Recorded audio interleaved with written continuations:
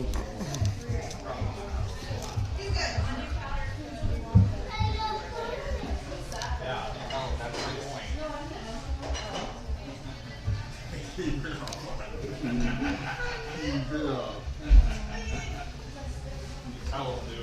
go listen to that. Tell him. You told Dad where to go. Lewis County, huh?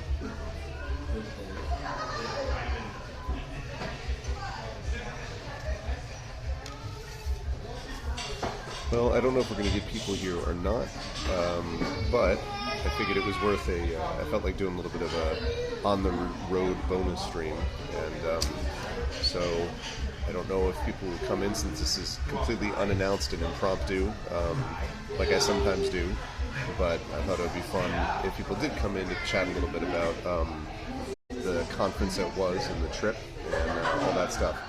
I went through a lot of nowhere up here. Hey, what's up, Trippin? Here you go. Thank you very much. You're very welcome. Thanks. Do you need anything else at the moment? No, I think I'm good. Thank you. You're welcome. Oh, did you say from Gen Con? Whoops. Hi, Trippin. How did I say Gen Con? It must just be like... I think what it did was... No, you know what it was? They corrected. Jeez. Let me fix that. Thank you for letting me know. Yeah, I didn't... It's not what I thought that said.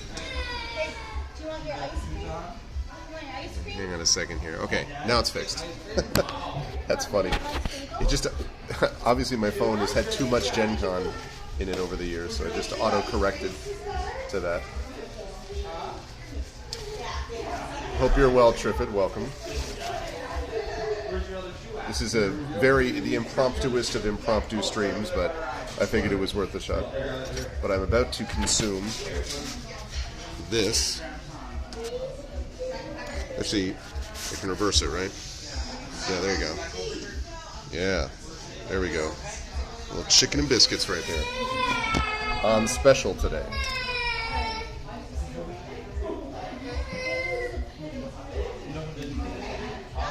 So we'll see how that goes.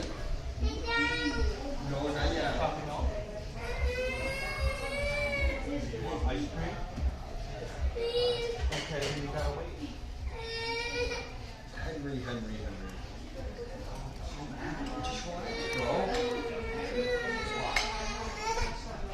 The trip here has been interesting because... Oh, yeah. Clea, my wife did, did some of that. 2 phone banks, or 3, over the last week or so. And did one, photo, or one postcard thing as well. So... But that's great, Trippin. How about the Iowa poll, huh? And seltzer for the win.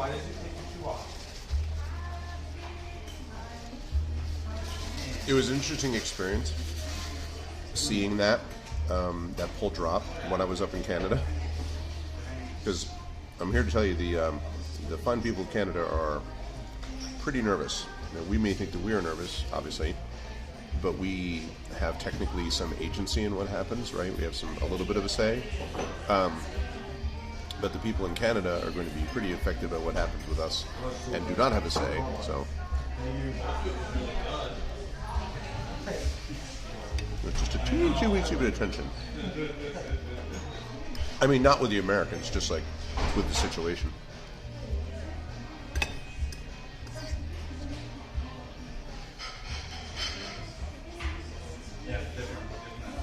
But I am feeling cautiously optimistic.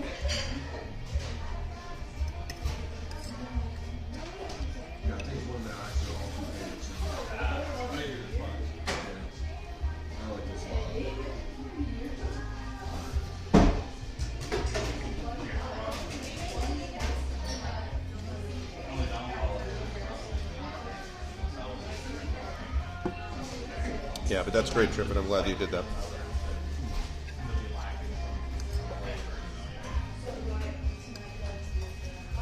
And I think North Carolina is definitely in play.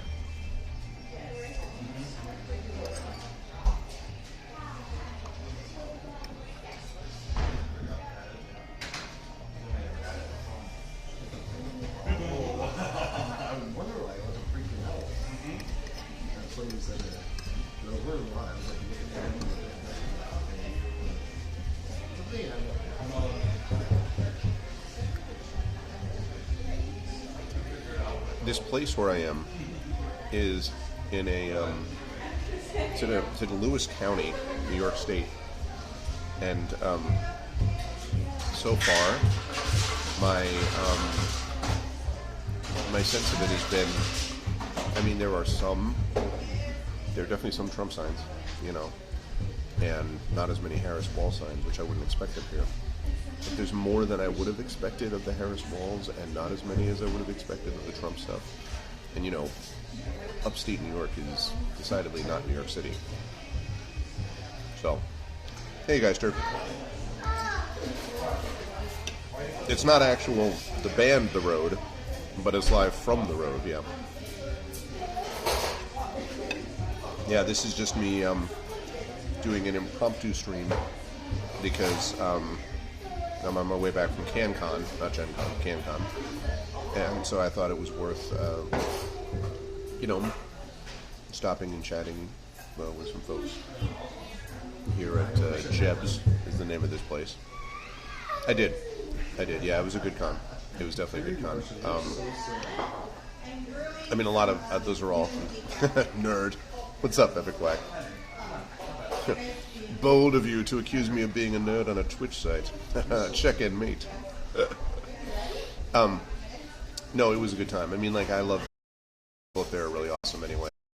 I actually traveled out for the first time at a particular con, so I got to breakfast with Jen one morning, and her husband was hanging out with, I saw Emily there, I saw Chris there, I saw Brandon Curley there, I saw Derek Kunskin there, I saw a lot of people that I knew. And the panel on Friday was great because it was me, Kate Hartfield, who I was on a panel with at World Fantasy 2 weeks ago, Ed Greenwood, and Julie Cherneda. And Julie Cherneda is not only a wonderful Canadian writer, but also has been very generous to me personally, and blurbed Renegade and Heretic and all that. And we did a panel on magic systems. The room was packed for that. So it was great. It was a really good time. Ice cream. It's ice cream. You don't want ice cream? Sure. You love ice cream. Ice cream?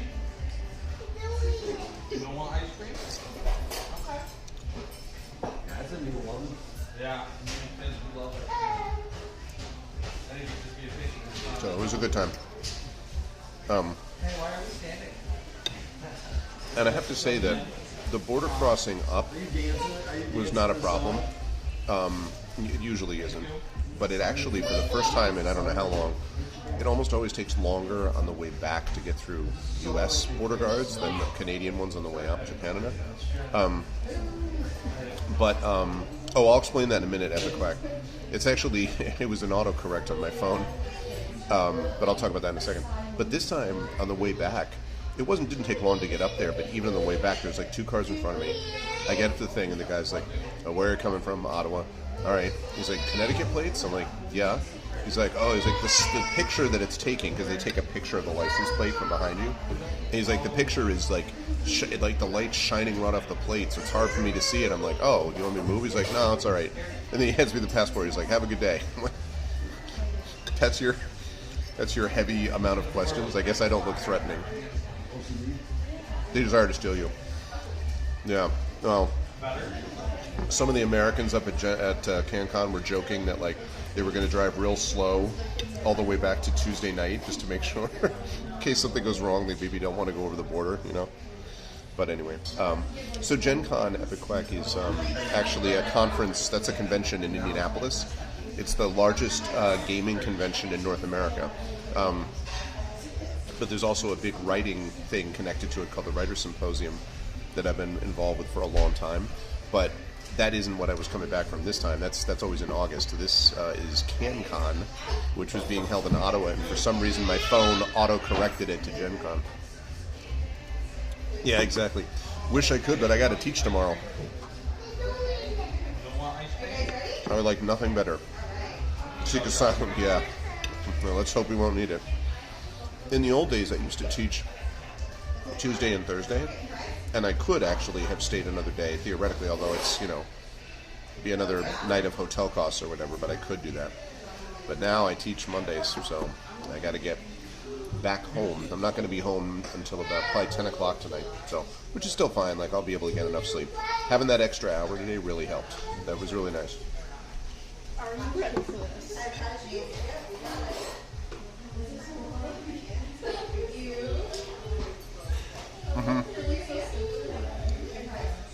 Well, if this were still COVID, maybe. I did teach a semester and a half of remote class. Spring semester of 2020, basically half the semester, and then the full fall semester of 2020. And then by spring 2021, we were back to in person, and we were masking the whole semester. And then fall, we masked for like maybe a few weeks, and then we moved off of that, so it was nice. Well, you know what I don't understand about the whole daylight savings thing is, it feels like every time around this time, and obviously around the time when we lose an hour, that we go through these like series of think pieces in newspapers and stuff about like, why do we still do this? And I'm like, why do we still do this? Because like, I understand the original reason had something to do with the war and might have had something to do with agriculture, but like, nobody likes it anymore. Like, I guess the thing is nobody knows whether to go all daylight savings or all regular. Maybe that's the issue. But to me, I'm kind of like, dude, like, why are we still having this discussion, you know? Oh, that's, well, listen, there is no too late when it comes to playing games with that family member. Triffid, it was the first time I can ever remember. I don't think I've ever been at a con when when the time shifted like this. So I had a panel that I moderated this morning with Sarah Gailey and Claire Cooney, and then Michelle Fabernois? I don't remember what her last name was. Anyway, it was the first time I could be like, you know, welcome everybody to a Sunday panel, and not have everyone be like, ugh, you know what I mean? Like, everyone was like fairly bright-eyed and bushy-tailed. Right, but I don't know. But do you know why it failed, though, Kaiser? Like, I don't understand what the holdout is. Like, it feels like nobody likes this. So, I just wanted to. They should just keep it standard time. That's what I think. But it doesn't honestly matter to me. It's the going back.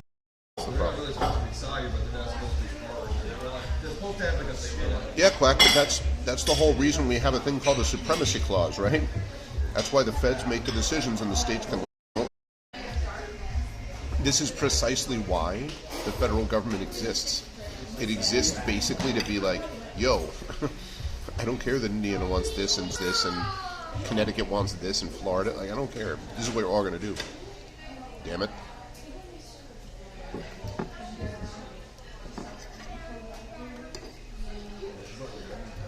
Yeah, I remember.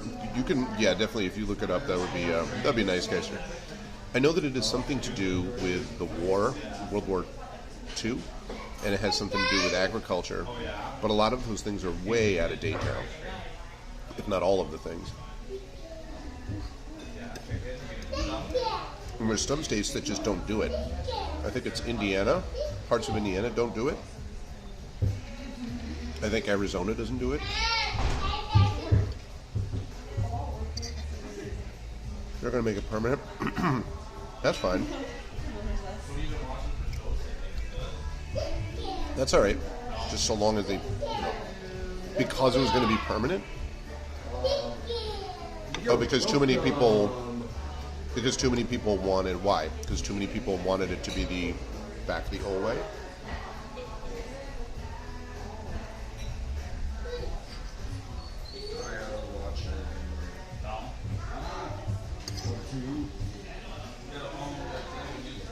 Oh yeah, I know lots of series of them.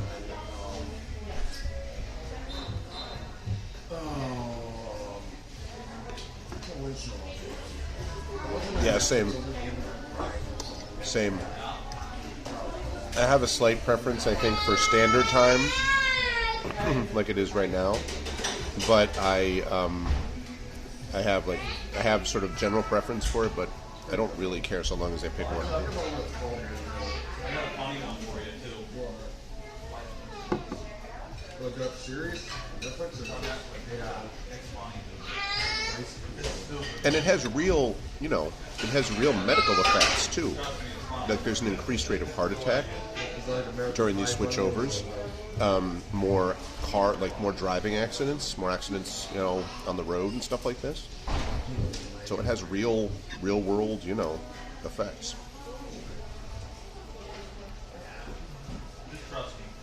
A sandwich. Although what I'm having right now is not a sandwich, but is chicken and biscuits, which was, and I quote, on special. So.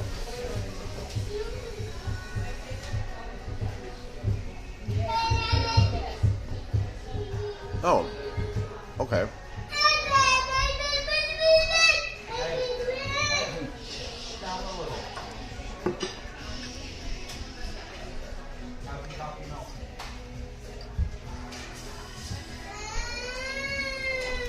Hey, that's quite enough.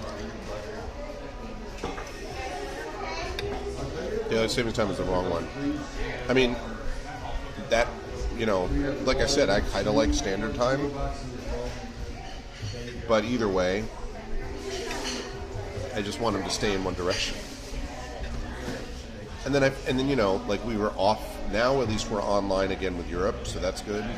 But that also was like bizarre for like a week. The GOG streams were all weird because of when people can do them. That happens every year twice when we make the switch over. And I don't know. Seems like a lot of extra stuff for no reason.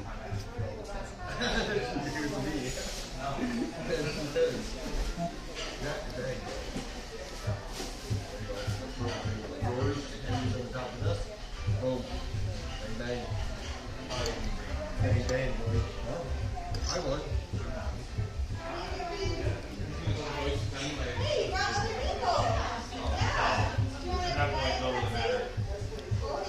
Oh. Well.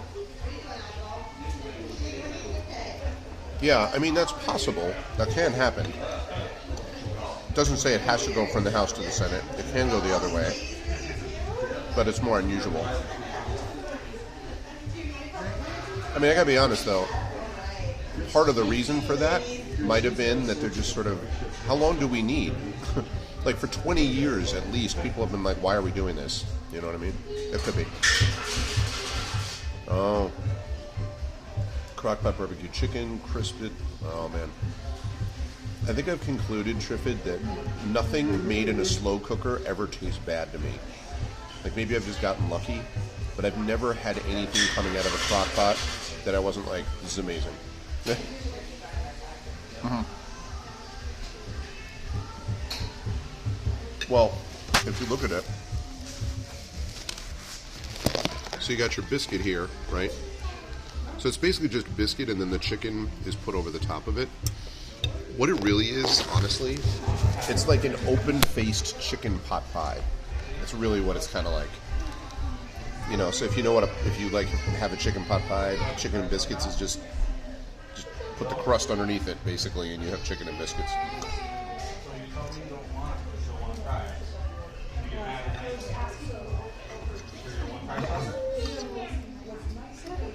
Oh, was it sorry, was it pixelated?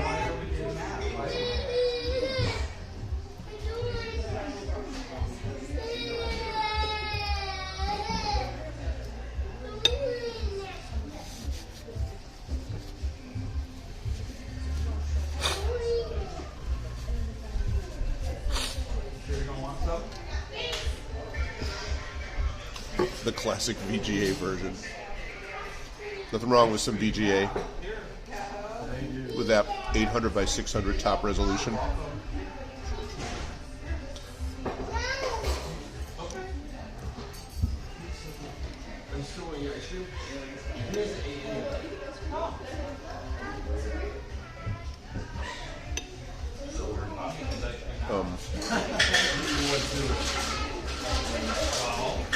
But yeah, I do like. I have to say that I don't have it a lot. Compression. Is it really compressed now? Am I super compressed right now? Really?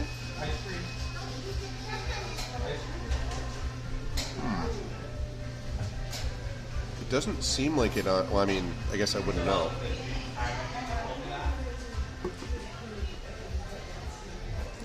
I mean, do you see the... Oh, for VGA. Oh, I thought you meant my stream.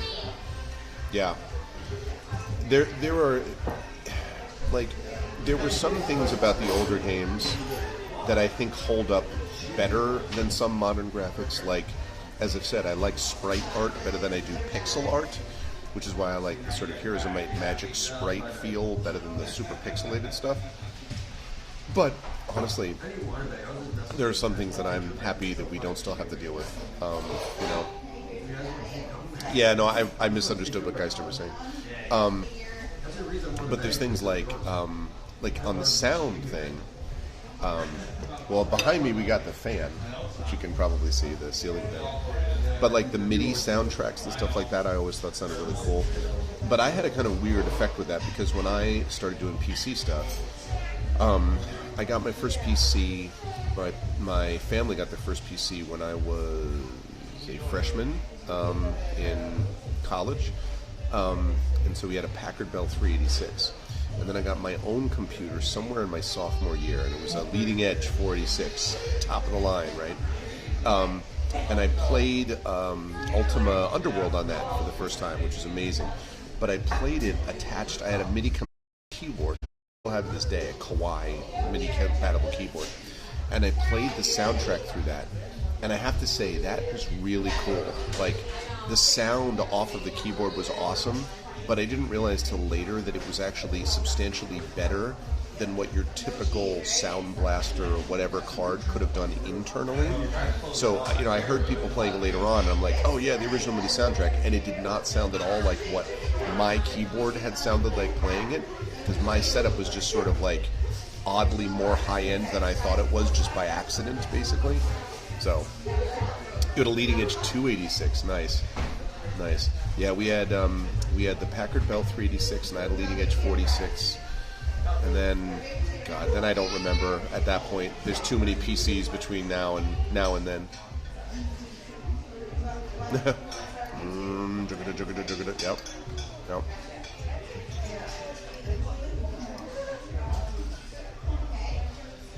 Yep.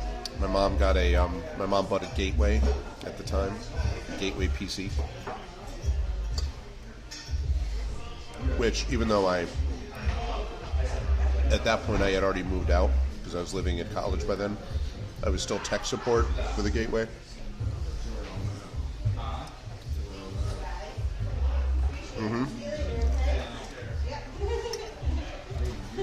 Yep, Gateways, and then the Dells.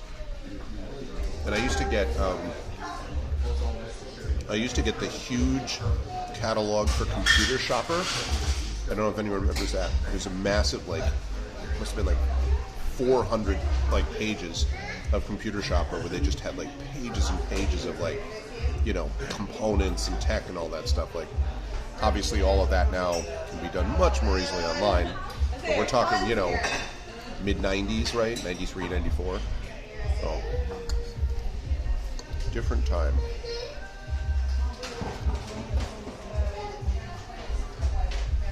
What are you doing there, man? Are you ready to go by ice? Yeah, they came in the cow box, right?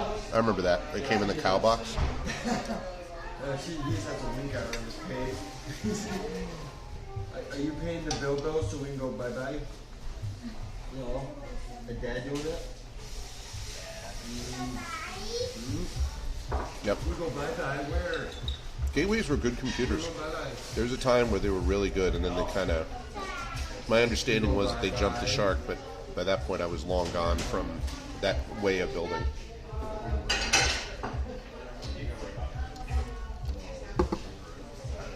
Then when I was doing my doctorate, I built a computer using CompUSA, parts from CompUSA, and then later on Micro Center, and then again Micro Center, and actually the one that I have now, my streaming computer and gaming computer are both Micro Center PCs. So, and I've had them for a few years each time, like 5-6 years. But of course, by this point, I had already gotten the assistance. Hey, Kat, you had a sec. I had gotten the assistance of the inimitable Dragon Spear and others. And that's worked really well.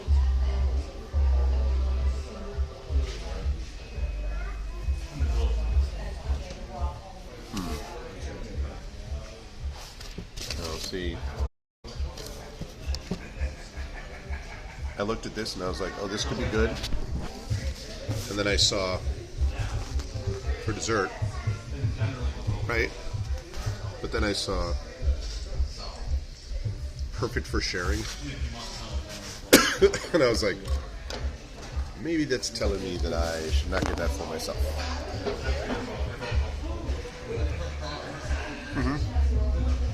Yeah, I'm pretty sure I used my 486. I mean, starting from when I was using a computer, which, as I said, was like, I think my first semester of college, I was living at home for the first 2 years, and I still used just an electric typewriter. And then I think it was my spring semester that I started to use, of my freshman year, I started to use a word processor. And then I was using WordPerfect was the program, and I was using that leading edge at that point. The first academic thing I wrote on that, I could. It would destroy me, but I could. Oh, nice. Hi, going to sectionals on Wednesday? Yeah, I was, my first ever assignment that I wrote for it, which I still have saved in my files, from 1992 or whatever it was. Is that right? 1991. Was my Philosophy 101 final. It was a take-home final. Yep. Yeah, no, the wife and the kids had a good time at World Fantasy, but they were like, no thanks to another 7.5-hour drive. And I have to say that, like, that's also not my deal. I actually kind of like long, hard trips. But 7.5 hours up to Niagara and back, and then 2 weeks later, 7.5 hours up to Ottawa and back. Not normally what I would want to do, but it's fine. Nice, Geisler, yeah. Yeah, it's cool to go back and see. I mean, it's hard to imagine now the fact that those things are 33 years old. My first ever official assignment for college. Well, no, not my first ever, but my first ever written assignment for college is 33 years old now. That'll make you go,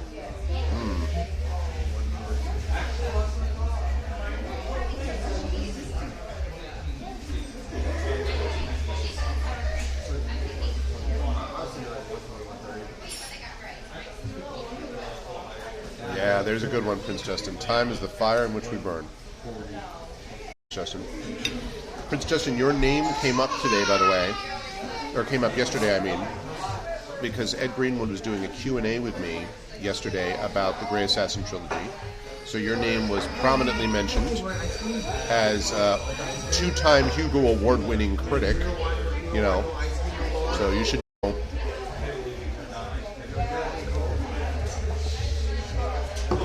Yep. Mentioned by me and head nod confirmed by many in the audience. So I was like, I think that, well-known Hugo critic, blah, blah, blah, blah, mentioned about this. And when I said your name, they're like, I was like, we had a moment we both nodded, and we all nodded at each other. I was like, It was that he's, I see what you did there. Yeah, it was pulled up. The Magic Systems panel on Friday in particular I really liked because what Julie Trinita was moderating it, and it was myself, Kate Hartfield, Ed Greenwood.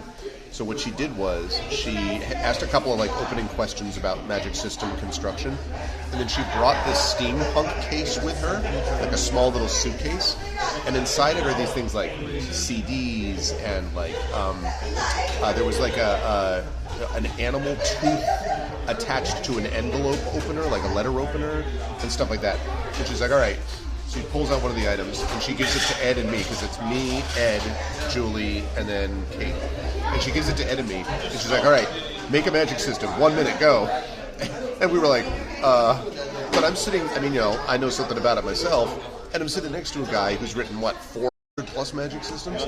So we're like, all right, so it might be this, and it looks like this, and it could do this, and this is the consequences of this, and this, and this, and all this stuff. And, like, it was a lot of fun. And then she did the same thing with Kate, and we did a couple things like that. So that was a lot of fun. I mean, we did regular questions, too, but that was definitely a curveball I hadn't expected, so it was a good time. Yeah. Well, if you learned something about what to do and what not to do, Quack, then it probably wasn't a failure.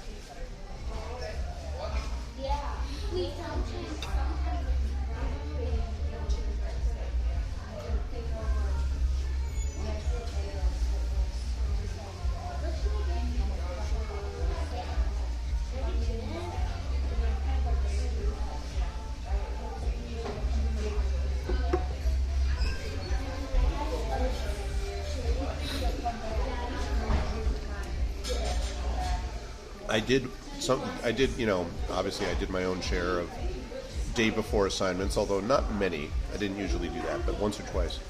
But one time in college, I did one thing like that. I wrote a play. It was a one-act play that was due for a playwriting class. And I had completely just blanked on the due date. And so the day before, all of a sudden I found out from another classmate, they were like, oh yeah, and then there's the play tomorrow. I'm like, the what? And I looked and I was like, oh my God, because I thought it was due the next week. It was due tomorrow. And it was like the biggest project. So, went back to my dorm room. I got one of those, I had one of those all-in-one water kettles, where it's like all self-enclosed and you fill it up and then you can use water. Heated it up. Lined up my caffeinated tea, hot chocolate, whatever. And at 6 o'clock that night I started, and I wrote all the way until the class was, I think, at 3 o'clock, and I wrote all the way until 1 o'clock the next afternoon. So, so basically 18 hours or something like that. And I walked in with the play, and I was burned, right? I was just I was exhausted. But I come in and we hand around. These things are workshops, and the people are like, "Oh, I really thought it was really fascinating. This one section of this one scene that you did." And I'm like, "Yeah, I swear to God, I had no recollection of writing that part.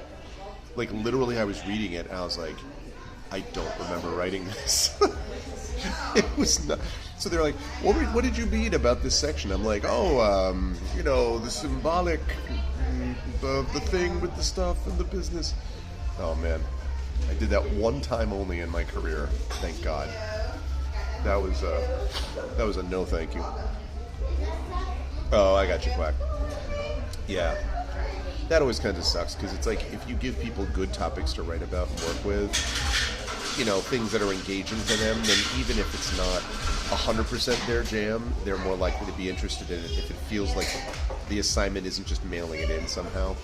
I try to make interesting assignments if I can to do that, but it's not always perfect, That was funny though.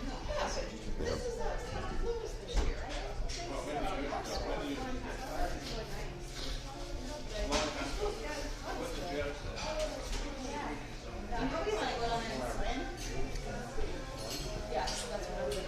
I got an A in that class, though.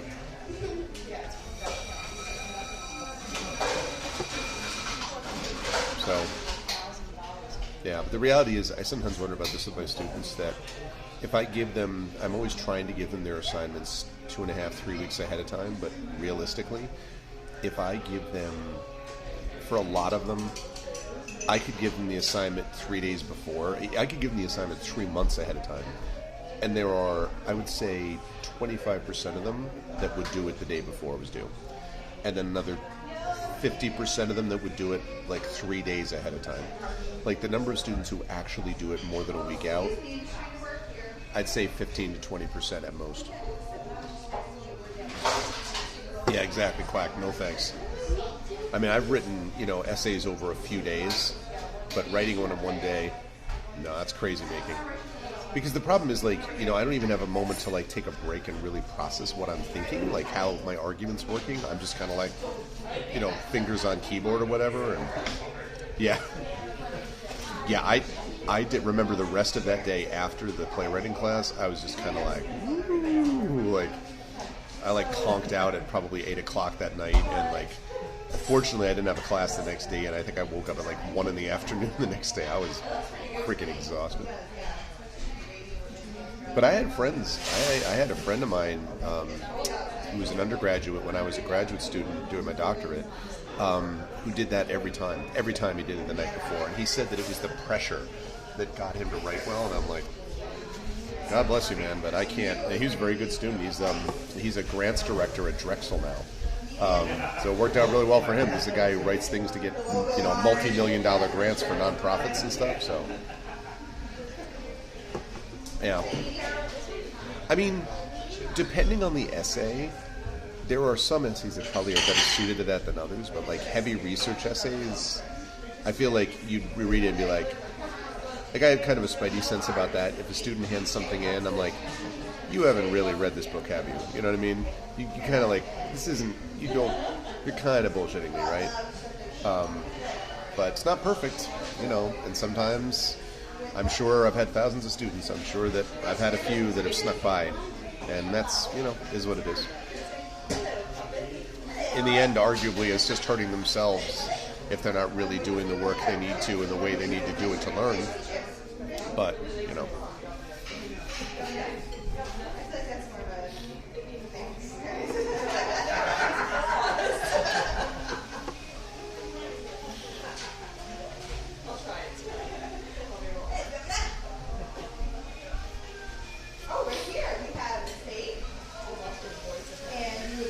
This restaurant is like, it looks like this little hole in the wall, and you get in there and it's like just sort of basic foods or whatever, and then to the left there's like a whole other restaurant section that looks more like a standard restaurant, and to the left of that is this big bar area with restaurants. So like, it's actually pretty big sized restaurant, but you would not know it from the outside. You just get into it. Because I was like, you know, can I use your bathroom? And they're like, oh sure. She's like, I'll show you where it is.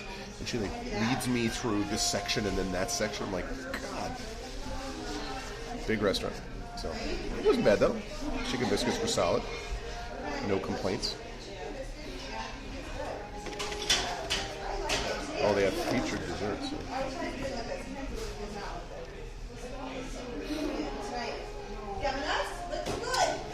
Oh man. Deeper you go, the bigger it gets.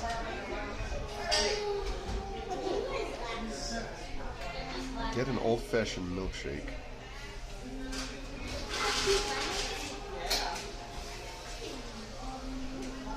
Or I could get a sundae. Maybe get a caramel sundae. Maybe I'll do that.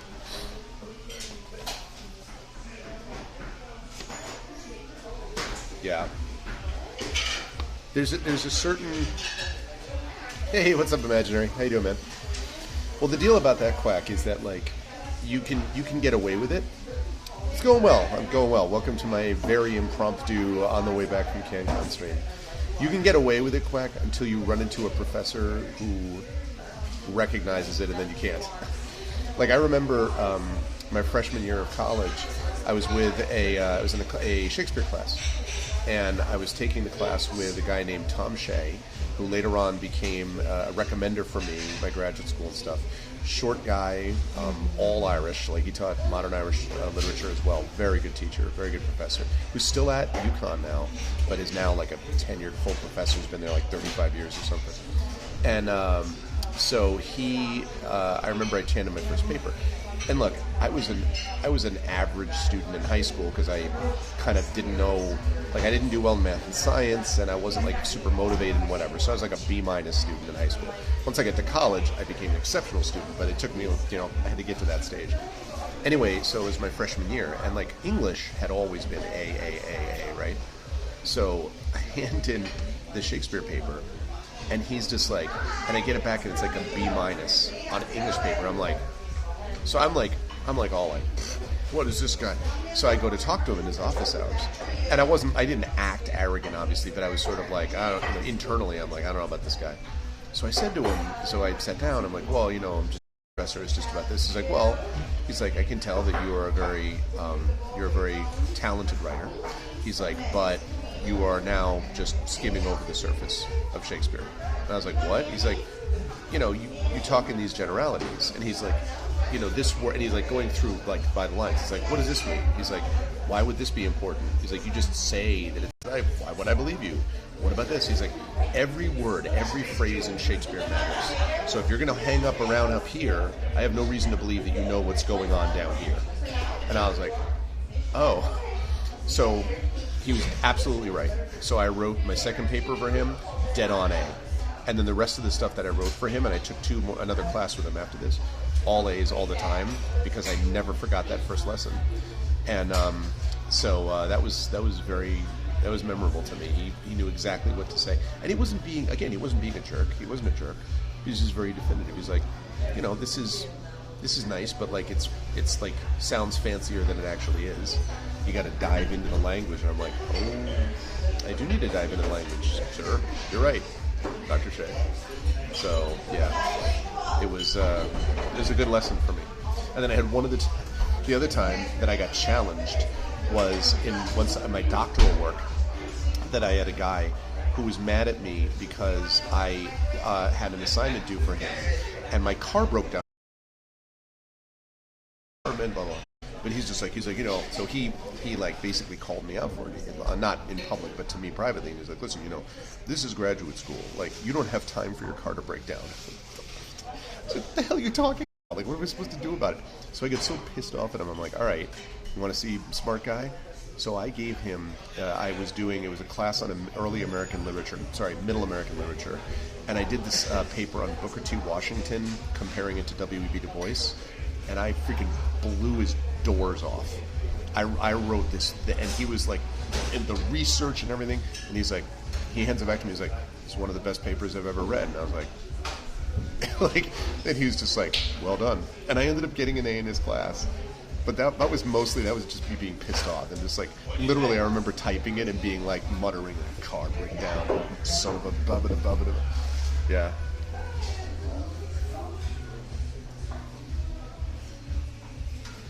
So for which one? The one with Shay or the one with the car breaking down one? Quick. Yeah. Can I get just a box of that, please?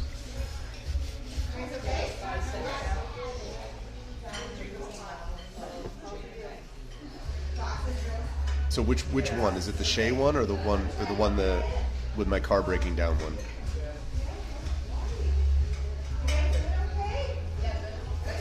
Because I wasn't making that up. I mean, the car did break down. 4 reels. Yeah, I never forgot it. Imaginary, never forgot it. Oh, Shakespeare. Yeah, I just was like, because originally, like, I was just sort of like, again, I was like all offended and stuff. He was dead on right. Because the thing is, I might have gone to other classes, like, later on, and I could have probably mailed it. And I wasn't trying to mail it in. I was just writing the way I normally wrote. But it was too surface level, and it wasn't really analyzing the sort of new critical school, they called it, where you're really analyzing the text, and you're really getting everything drawing from the text. I never forgot that, because it was true that the words and phrases, all of them had meaning. And so I learned a lot from that experience.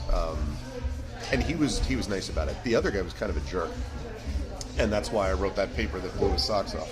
But this guy, the first guy, was nice. He was just sort of like, look, and it takes confidence to do that.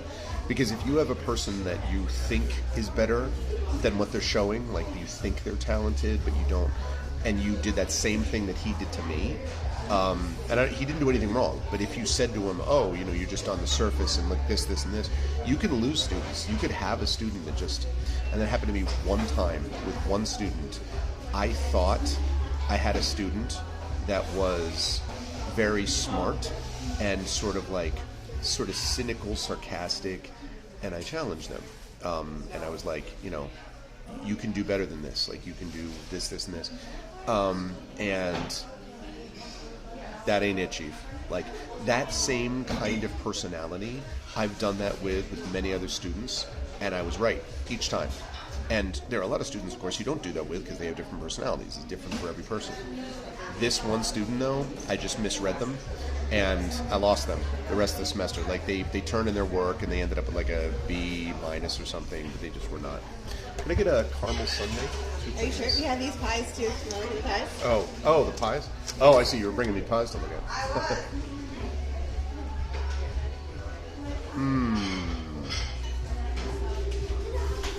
All right, Chad, what do you think? Homemade pies. These are all homemade? Well, Oh, man. except for the banana cream and the lava cookie. But the others are all homemade. Look at that, Chad. Look at all those. So we got us apple crumb, cherry, peanut butter pie, cookie butter banana pie, Andy's mint pie, berry bramble pie, pumpkin cheesecake pie, lemon cheesecake, peanut butter cheesecake, or lava cookie. Of those, apple crumb pie, cookie butter banana is interesting. I don't like mint. Peanut butter is interesting. I wonder what's in the berry bramble. All right, I'm thinking either apple crumb, berry bramble, or lemon cheesecake. Hey, what's up, Tim Coolish? Cookie butter banana or Andes? Yeah, I'm trying to decide between. Can you not see it? It's too pixelated. I'm trying to decide between apple crumb or maybe the cookie butter. Go with light. See, you say light, and I'm thinking like apple crumb or berry or bear. That's true. That's true. Apple crumb or berry bramble. Apple crumb or berry bramble. I need to find out what berries. That's what I need. It's too pixelated? Oh, alright. Okay, that's fine. Alright, I think I'm going to go with either apple crumb or berry bramble. But I need to know first. Anyway, yeah, the cookie butter. Nah, I already decided that was too much. You're right. What was I going to say? Oh yeah.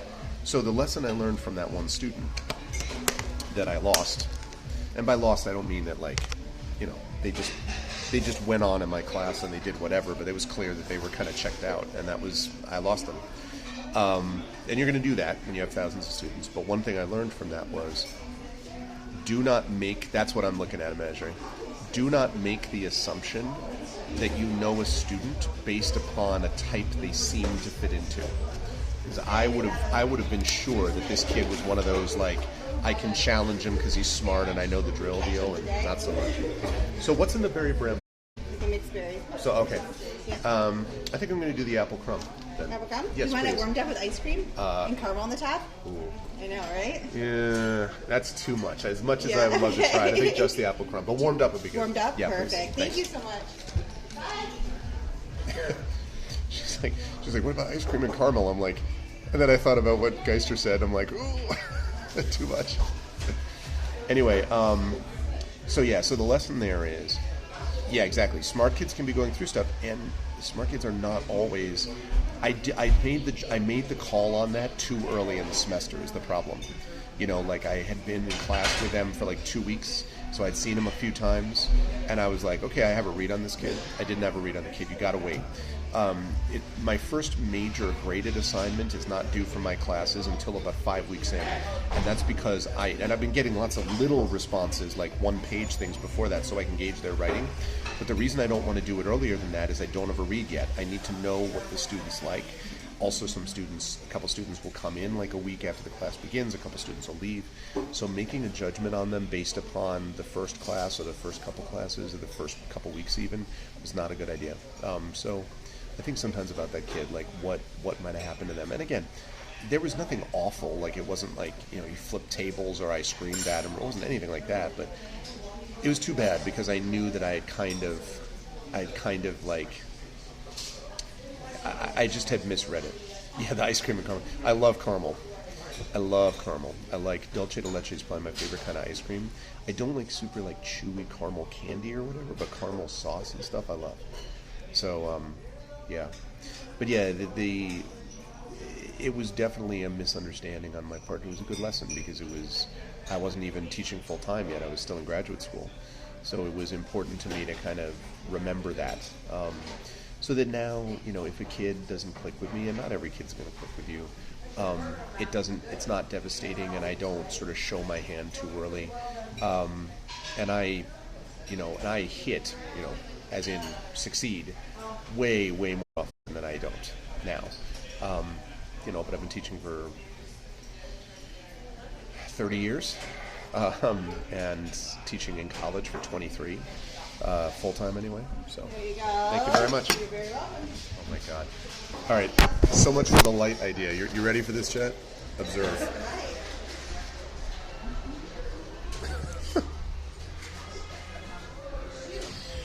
Oh my God. That's like, it looks like they gave me like 1/3 of the pie. I am only going to have a little bit of this. Oh, yeah, that's what I'm going to do.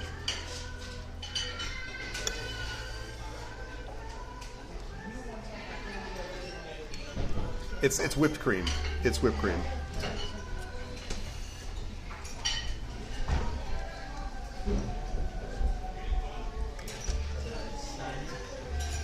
It's good. It's a massive slice of pie. And it's just a little bit on the side.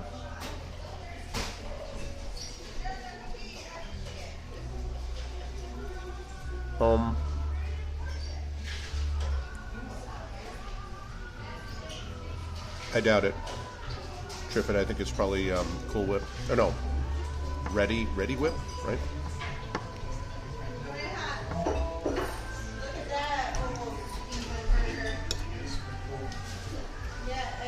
I like crumb pies a lot. My favorite kind of pie, though. Oh yeah, it's on the side. It's not even on the pie, so I don't have to have it.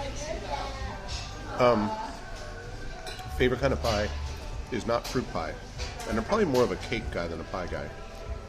Favorite kind of pie, though, chocolate cream pie. Chocolate cream pie is legit. Very good. Especially the crust is good. It's good though. I like apples. I like cinnamon crumb. Pretty much I like apple pie. When I was a kid around Thanksgiving, we would go to my aunt's house for Thanksgiving, and she would always have a pumpkin pie and an apple pie. And I didn't really like apple pie, but I did like pumpkin pie. But over the years, it is good, Tim. Over the years, honestly, my tastes have switched, and now I'm not really much of a pumpkin pie guy, but I really do like apple pie. Tastes are funny.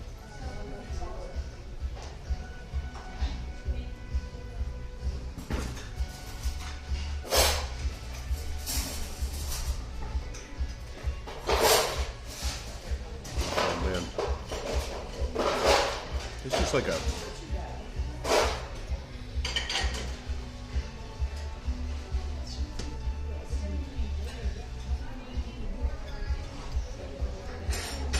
Right. That's right, Magic Exponent. They had this like really good caramel sauce. Oh, I really like caramel. Nice. An apple crumble pie. Was it good, Princessin? Was it worth it?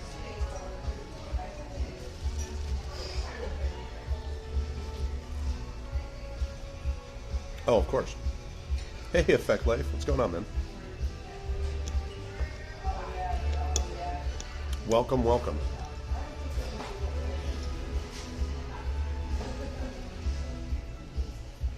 It was very good. Yeah. These are pretty good. I've had a couple of pieces with the caramel. That's pretty good. This was a good call. Made from apples from the U of M's apple. Oh, really? Nice. Yep.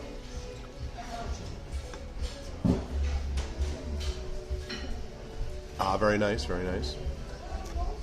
That sounds cool, Fekle.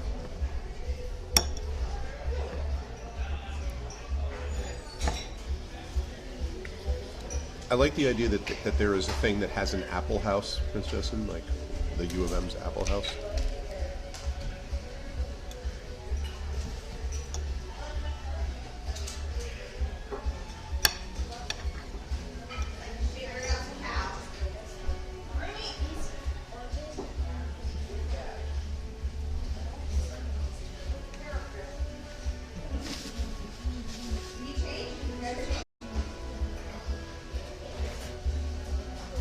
Hey, it's nonstop. What's up, boss? Thanks for stopping by, everybody. That sounds pretty awesome, man.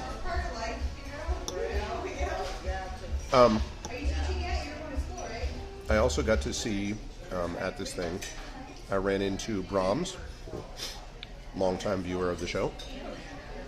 I got to catch up with him, so that was cool. Now, do they just have apples, Prince Justin, or do they do... I mean, I guess they did the apple pie that you had, but do they do, like, cider donuts and stuff? I do like me some cider donuts also.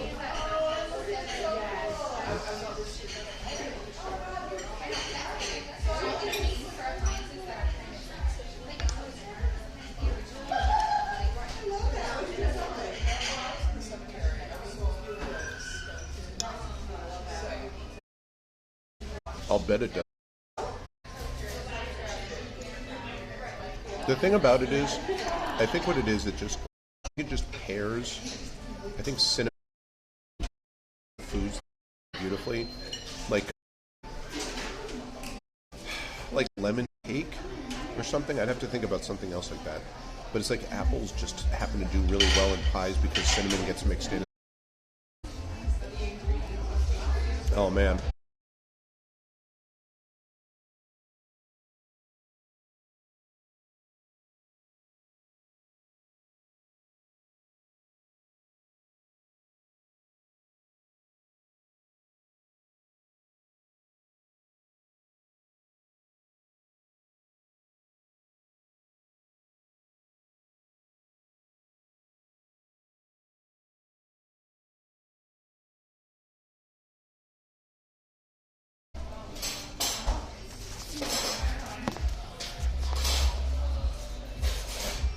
Okay, we back?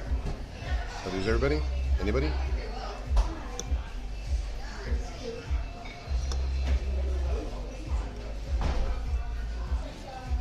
Are folks still there? Mama, can you hear me?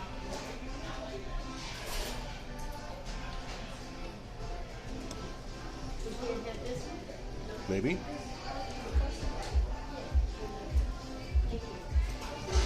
Okay.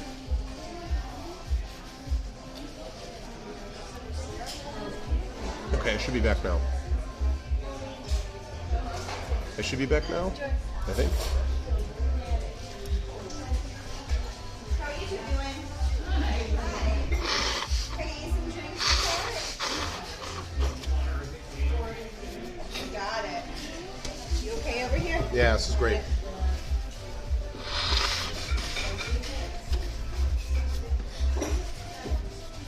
All right, the stream is back. Yeah, sorry about that. I have no idea how good the internet in Jebs is anyway.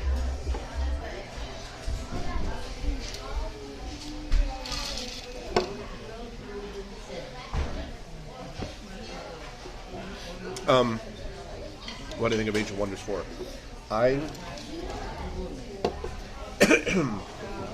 It was kind of what I thought it would be, in that I enjoyed it quite a bit, but it did start feeling pretty overwhelming to me, and there was a certain stage where I was just kind of like, yeah, I kind of just like the simpler way that is addressed with like heroes of might and magic. Just because it felt like there was all this stuff that I had to keep track with all the time, and at a certain point I'm like, I was getting that urge that I don't know if you've ever gotten in Civ, where I just want a city to micromanage itself because I just don't want to deal with... I'm like, what do I hire you people for? Like, you're a regional governor. Go fix this problem. And like, so I did find myself a little bit in that scenario, but I did like it. Oh God, yeah, that was. I was like, there's a part of me. I'm like, am I going to be able to hold this together? I did fine, but I did think it was cool though. I just was sort of like, I don't know. I think it was really neat. I just don't know if it's my really neat, or not. But I was really glad I played it. But that's the thing that I've seen with a lot of the 4X games. And I don't know that I felt that way about Civ 2 or the games before we really got into the 4X style of games. Yeah. Exactly. Well, like, the classic is what? Gandhi in Civ 2, right? Who cheats like a madman. And is super aggressive. Which incidentally was a known bug. They knew that was a bug, but they kept it going because it was worth it, like, because people thought it was funny. You know what, Imaginary? I think I had that nuclear weapons. Oh my God, he's just like unbelievable. Exactly, bug to feature. Yeah, I did like Civ 2. You know what, Imaginary? I feel like I've maybe had that once. And I think I remember it was good, but it's been so long. I must have been a teenager when I had it, honestly, so I don't remember it. I assume you recommend it?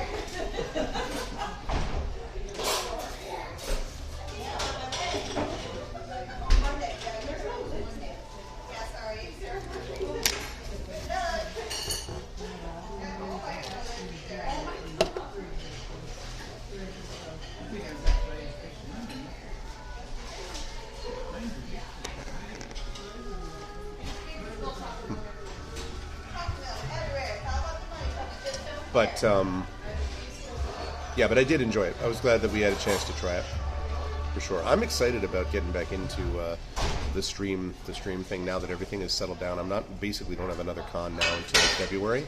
I'm going to be at Boscone and then at Farpoint in February, and then nothing March, April, and then in May I'll be back to Three Rivers. And then I don't know about June. July, ReaderCon for sure. August, hopefully Gen Con, but we'll see. And then Seattle WorldCon for sure, and then CanCon next fall. So that's the plan. But I'm really excited for spring semester. Is going to be good, but I'm excited for the end of this year. It's going to be awesome. I'm really excited about doing some more Forgotten Realms. There was a panel this weekend on Dragonlance that I went to that really got me jonesing to play the Dragonlance games. I think after we finish the Realm, I want to do Al-Qadim, and I want to maybe do Dark Sun, because I've been thinking about that. But somewhere in there, I want to play the Dragonlance games, because I don't think I ever played those back in the day, and I'd like to try that. I'm reading this by Quack. They thought I've gotten a better score, still Sigma breaking point. I do the talking too much hand sign with like the mouth and stuff.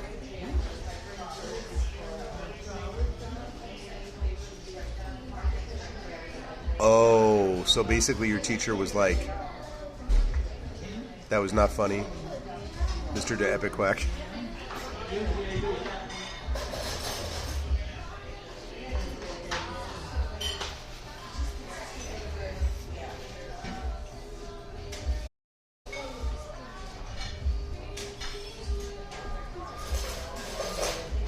That's funny, Quack. That's where you have to fill the silence and go, I meant.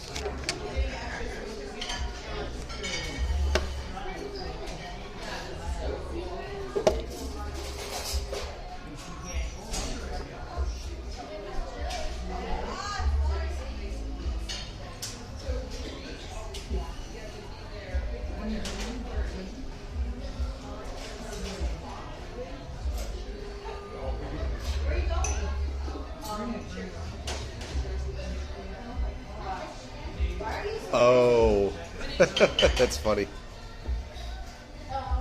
That's pretty cool.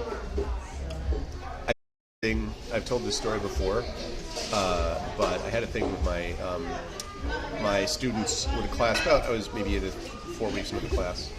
Just check when you get the chance, please. Thanks. And it was I was getting along very well. I liked this class quite a bit.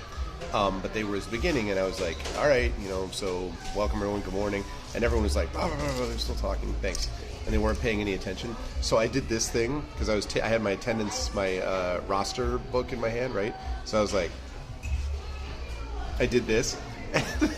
The girls in the front row, there were 2 girls in the front row who I want to say were freshmen. I should say young women. They were by that point 18, not girls. So the 2 young women in the front row were like, oh guys, he's giving us the dad eyes. Everyone quiet down. Everyone gets really quiet. And I was just like, it's good to know that still works. And then I finished up my run. So they thought it was kind of funny, but it was also very much like they saw this and they're just like, that was funny.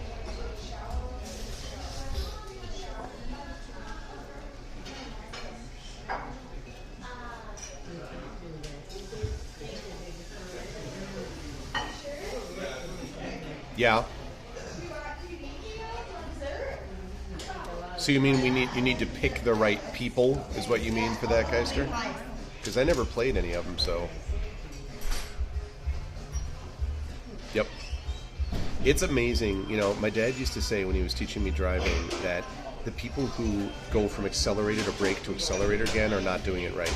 That if you're trying to slow down, first thing to do is foot off the accelerator, and just doing that slows the car much more than you think. And much more quickly than you might think. And that's honestly, I took a little bit of that into my teaching thing. Little goes a long way. You don't need to be like, what? Shut the you don't need to do that. And in fact, if you oh, Geister, interesting, okay. Oh no. I'll have to come back to you on that when I actually start playing the game.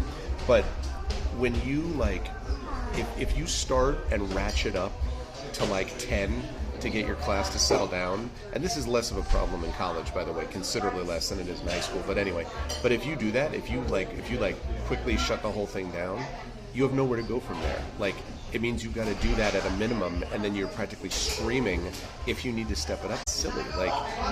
The most I've ever had to do in college, honestly, and this is 20 plus years of teaching, is to raise my voice and to give this and to open my eyes and just be like, that's all I needed to do. I did not need to be screaming. And I just think in any level, teachers who get to the point where they're screaming at their class have lost control. And I don't mean of the class, I mean they've lost control of themselves. That's not how to do it. So. Oh, no. But my hope would be that your teacher would kind of know that and would kind of give you some slack. That's what I would have hoped would have happened. I don't know if that is what happened, but that's what I would hope. So what I would have done, I would have been like, all right, let's. That's okay? Thank you so much. One teacher in high school threw a desk at the class. They flipped it, threw a desk.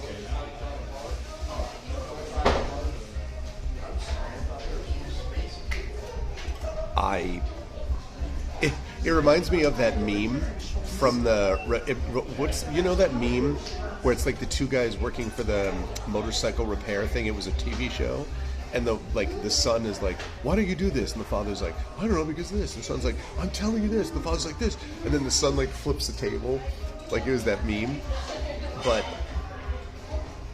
man, I mean, that's fireable offense these days. Can't be throwing a desk. Right. That's it. Yeah, you can't throw in a desk. There's that for you, sir. Great, thank you. Thank you. Wow. Biscuits and a slice of pie. All right, so this is where we were. It's probably too pixelated. Total $22.36, which is not bad for dinner and a pie and all that. since they gave me like practically 1/3 of the pie.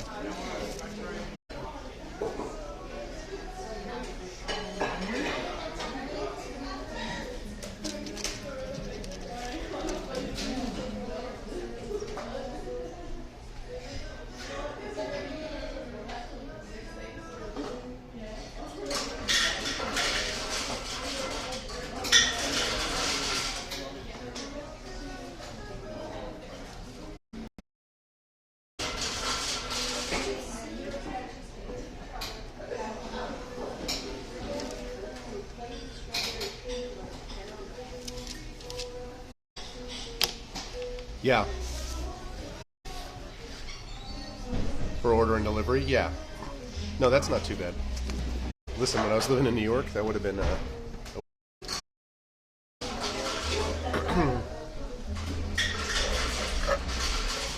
oh God, Effect Life, jeez. I'm glad that she got removed, yeah. There's some people who just don't belong in the profession at all.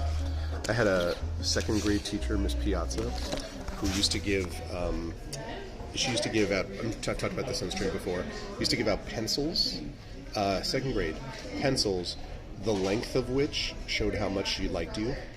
So like if you got a fully unsharpened pencil, like a full pencil, you were like her favorite. And if you got a little stub of a pencil, which is what I got, you were like the least favorite. Really? Really? That was like 79 or something, 1979. And my mom went and talked to the principal about it. And the principal was like, oh, you've talked to one of the strongest personalities in the school. And I was like, what does that mean? Why is she allowed to give my son, you know? Some people should not be in the job. That's all there is to it. All right, one sec, Jack. I gotta put my jacket on.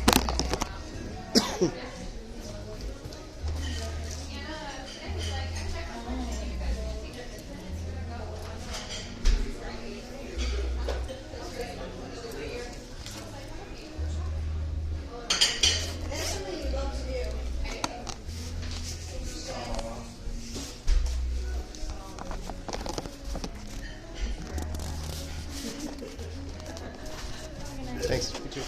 Bye, thank you. Bye-bye. Thanks.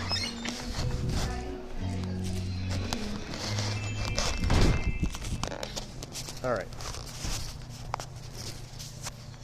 All right. So here we are. So here's the town.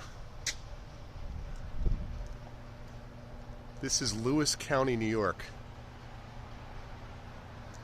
And that was the place we just went to. Jeb's. Lewis County facade. Oh, look at this. This is cool. Look at this. It's like a batting cage place or something.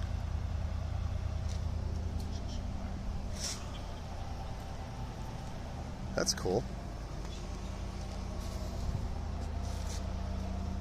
I guess they do baseball stuff. That's cool.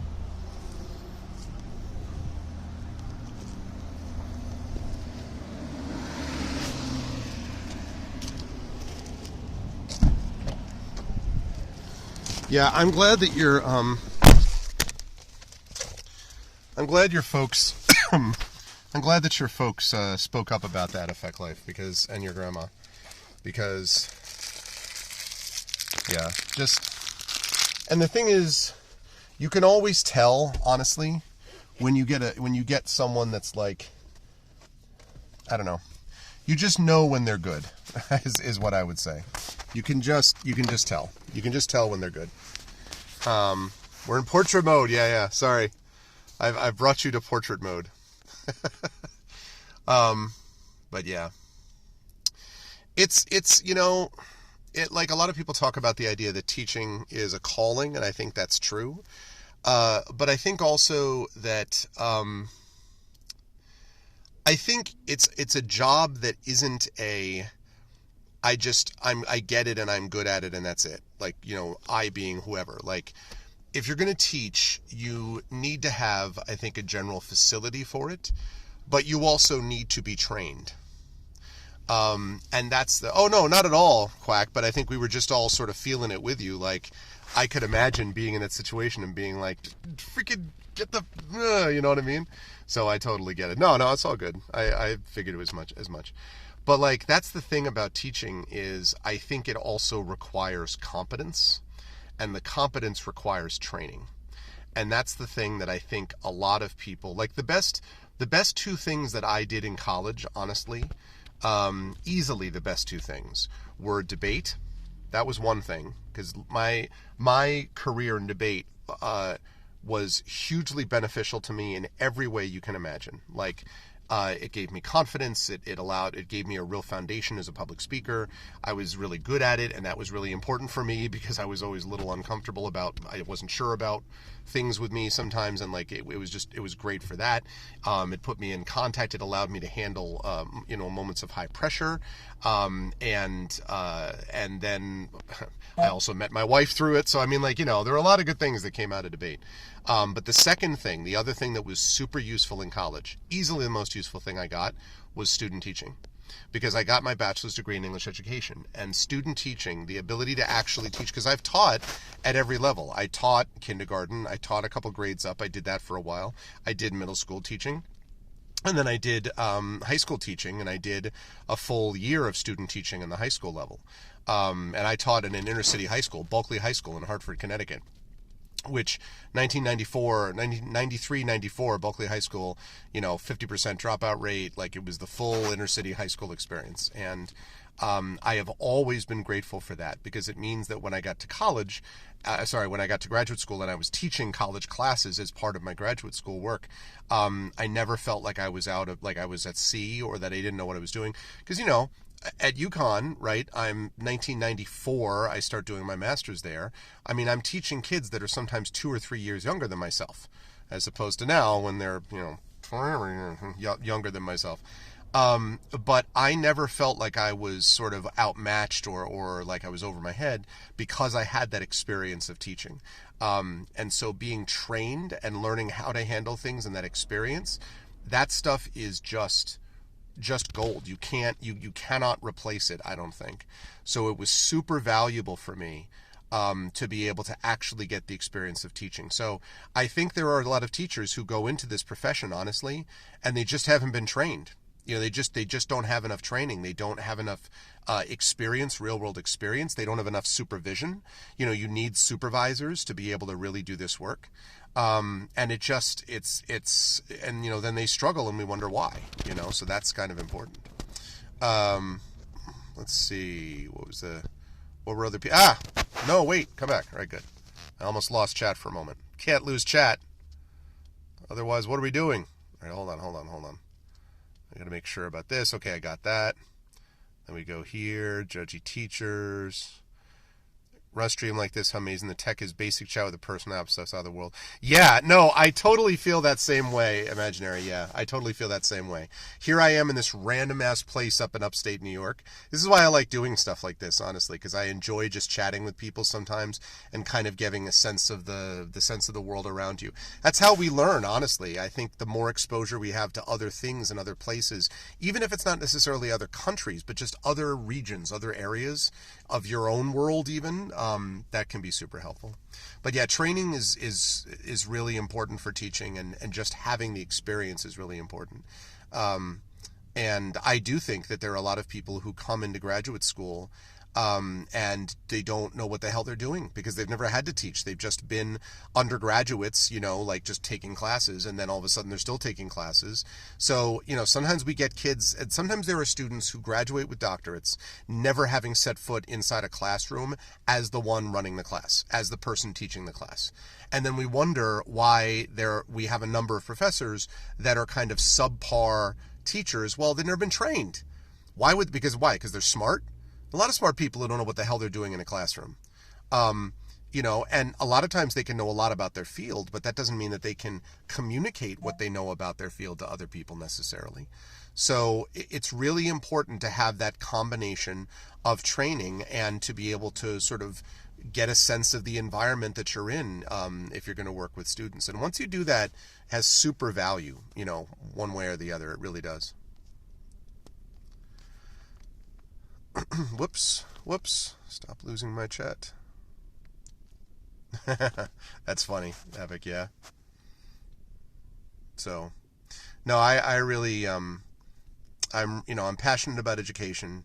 I think that it's maybe the most important thing we can do in a lot of ways. And I am passionate about the right ways to do it. And there are many different ways to get to the same place as an educator, but there are some things that just you don't do. And if you do them, I know you don't know what the hell you're doing. And so I remember the year when I was finishing up my Bachelor of Education. Hey, what's up, Hillness? Thank you for the sub, man. I appreciate it. Hillness, how's everything going with you? And you know what I'm talking about. Hillness, thank you so much for the sub. How's everything with you, man? I'm on my way back from Canada, so I didn't have a chance to check in with you. But how's everything going? Better than Thursday? Okay, good. I'm glad to hear that. You and I had that exchange, and then I went up on Friday, and I've literally been in Canada until today, came back over the border, and now I stopped for dinner and thought I'd do like an impromptu stream. I'm glad to hear that, man. I'm glad to hear that. But the thing I want to say is, so my senior year is when I was doing the work at Bulkley High School and the student teaching there, and I had two supervisors. One of them, and I'm going to use the name now because whatever, was named Mrs. Sherlock. And the other one was a woman named Miss Mullen Barnett. Now, one of them, those were the two ones that I had. One of them was super stressed all the time and super like this all the time. And she taught senior remedials. Now, senior remedials is basically... it is literally it's remedial work, stuff that people need to catch up, basically, so they can graduate as seniors. And the thing about this that I want to point out is, a lot of times people would be like, oh my God, like, they still have to learn stuff and they're seniors in high school. But you have to remember that in a school where the dropout rate is 50%, senior remedials are actually your success stories, because these are the ones who haven't given up. Right? I had a number of kids in that class who were moms or who came from broken homes right? But they're still pushing, still trying to get what they need. So I always had a lot of love for those kids because they were really making the effort despite the fact they're still doing like the remedial stuff and they're still trying to get caught up and stuff. So the one teacher did that, and then the other teacher did some other classes. That was Miss Mullen Barnett. Now, I won't talk too much about the other teacher except to say, at the end of the semester, one of them was her, stressed out. I found out later that she basically had a nervous breakdown and she retired and like, woof, it was bad. But the other teacher that I had, Miss Mullen Barnett, who was my supervisor, was one of the best teachers I've ever seen. She was this short woman, in her 50s, I want to say, 2-time teacher of the year in Hartford, Connecticut. It's a big school system. 2-time teacher of the year. 5 foot something, maybe. Curly hair, like sort of like very prim and proper.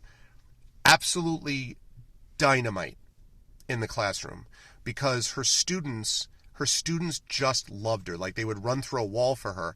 And she did it not by, I'm going to be your closest friend, although she was very caring and very thoughtful and very generous and gentle. And she was not, but she wasn't like, like, hey, let's be buds and let's because she knew that wouldn't work for her personality. She's in her late 50s when this is going on, maybe early 60s. The kids that she's dealing with are all, 16, 17, 15, 16, 17, 18. Like, these are like kids, literally. And yet she had this incredible way of holding them to a high standard. And yet, while holding them to the high standard, making it clear that she was not abandoning them to it. So she wasn't going to say, you better do the good work, and then run out the room. But you got to do the good work, and I'm going to help you do that, right? And then secondly, she was exceptionally good at saying, we're going to do the good work, and I know you can do it. I know you're smart enough to do it. For some of these kids who had been told for much of their lives that they were fuck-ups and they weren't, and not all of them, some of them did not have that background, but a lot of them came from a background where people were basically like, listen, you screw up all the time. And she was just like, no, you're not going to screw up in here. Like, you're not, because you're not a screw up. You're a person that I want to hear from. You're a person that I care about. You're a person that I want to know. I want to hear your voice. She had absolute dead-on control of the class. 30 kids in that class. And she got up there and she's like, all right, let's settle down. And they were just zip. And again, it wasn't by being cruel, by being mean, by being stern. She didn't call kids out in front of other kids. She didn't embarrass kids. She just knew what she was doing. And she'd been teaching for 30 years. And she'd been trained, you know what I mean? Like, she was great. And so at the end of the semester, there's a funny story about this. The other teacher, the one who eventually had the nervous breakdown, was not wild about my work in the class and thought that I had not done what I should have done.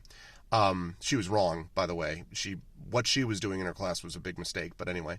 And so she wanted to give me like a, I don't know, B or B minus or something. And Miss Mullen Barnett, this one that I told you, this phenomenal teacher, said that I was one of the best student teachers she ever had. And she's like, you absolutely deserve an A.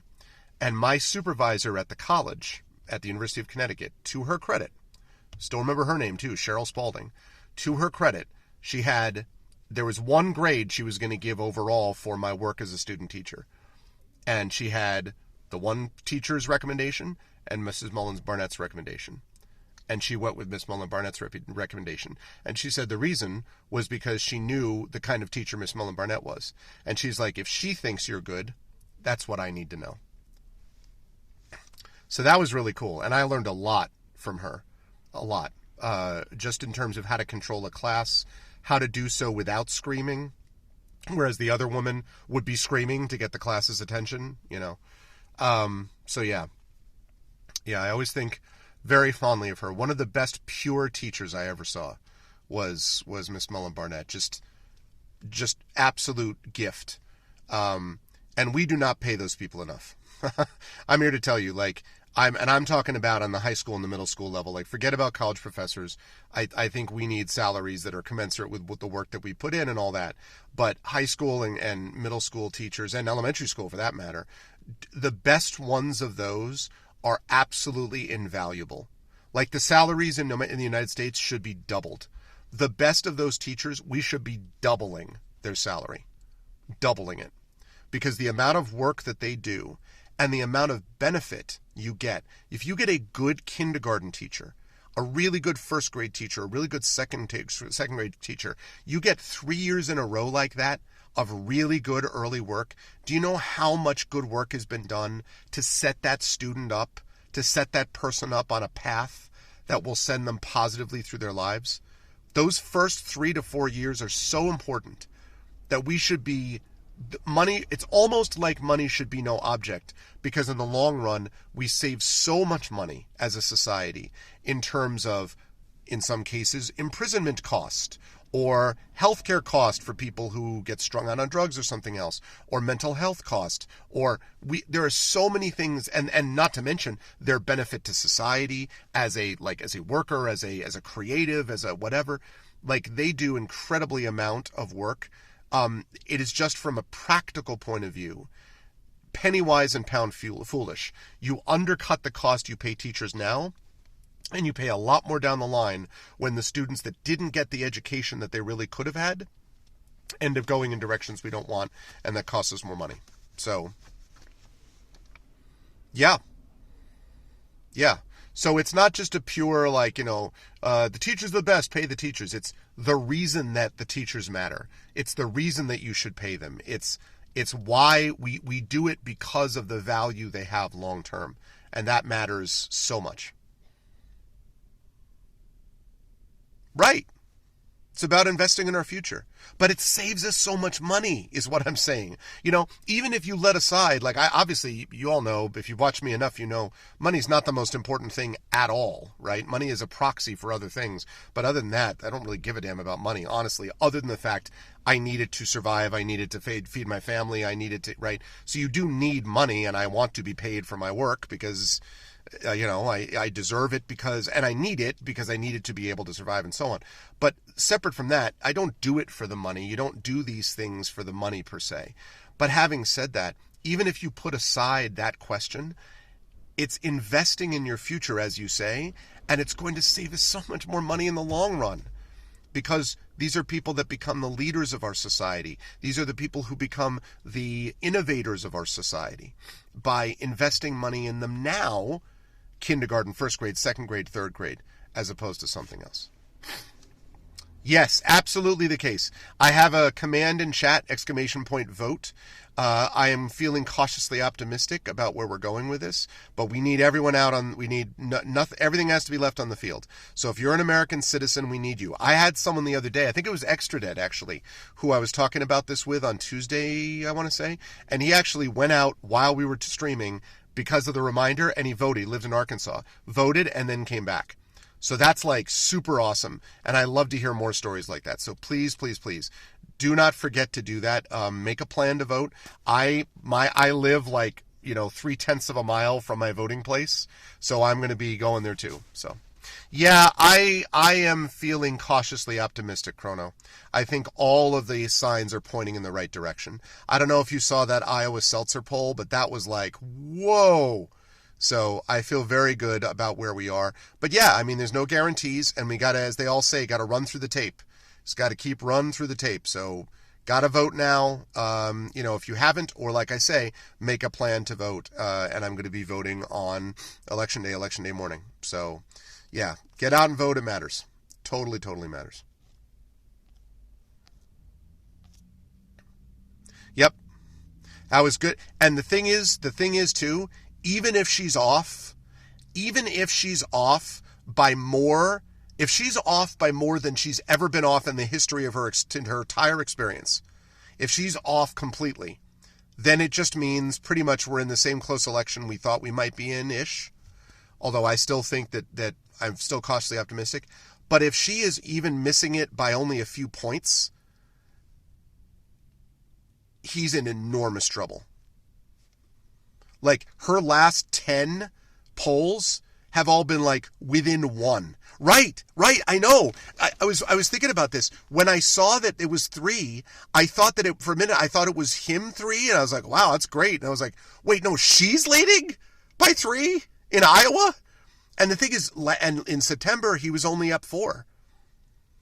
I think that everything is, and also, if he were super confident, he wouldn't be spending all his time in North Carolina coming down the stretch. Like, that is playing defense with a capital D. So, who knows, but I feel cautiously optimistic. And I think the other thing I'm very happy about, if it does turn out to be the case, again, knocking on wood and all that, is that it is a realignment in which women are absolutely the ones driving this train. It is, in my opinion, long past due for women to be driving the train. And I would love to see an example of an electorate that has come together collectively to basically say, no. And like that's, yeah, but decisively going for her. Decisively. She's run a great campaign. Whatever happens, she had to put this campaign together in 3 months. She's run a brilliant campaign. Absolutely brilliant. Really flawless. While he's bumbled around and been an idiot, she's run a spectacular campaign. So yeah, I will be voting. I will be voting with a sense of pride of purpose, walking into that voting booth. So, not that Connecticut is a swing state, I'm here to tell you. I can tell you exactly what Connecticut's going to do, and it ain't going to be going to the red side of the ledger. But can I just say, by the way, that it sucks too? My favorite color is red. Why the frick do the Republicans get red? The hell is that about? St. John's University, where I teach, that's got red as a color. Why does red have to be bad? Man. Same, Chrono. Same. I honestly, and I feel very bad because I think Biden did a wonderful job and I think he got pushed out, but having said all of that, when he endorsed Harris and all that, and she was super loyal to him, it's gone out super well, so. Well, that's what I mean, but it's like, it's associated, you know what I mean? Like, I saw someone walk by the other day wearing a red baseball cap, and I was like, hey, and then it was like someone else, it was like, I don't know, Ohio State or something, and I'm like, oh, and I was just like, God damn it, you know? Man. Right.